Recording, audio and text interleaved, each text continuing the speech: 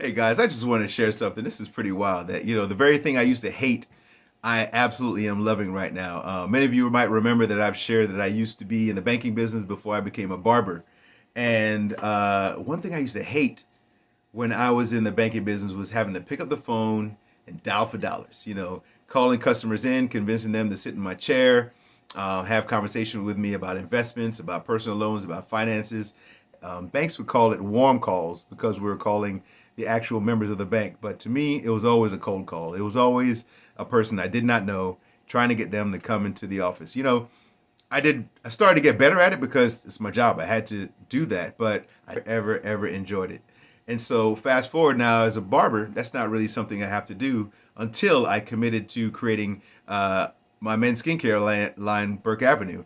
And now I have two brands, Burke Avenue, my men's skincare line, and now My Blades, my barber tools and shaving line.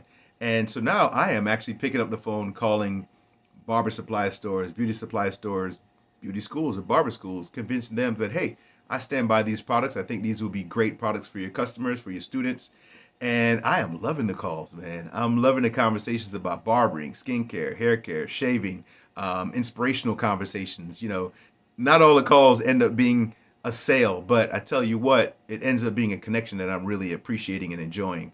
And so I love it. I love it. And I feel like this is something that I can share with you that, nothing is wasted. The very thing that I thought I would never use again over years ago, I'm now using today.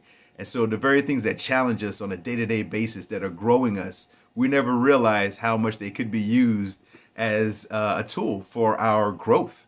And it's helping me today, present day, for what it looks like for me in the future. And I just wanted to share that, and I hope that this story touches you as much as it touches me. And so here we are, enjoying a full circle moment, and I'll share the second one. I have a second one, so stay tuned for that. As always, guys, stay sharp, stay smart.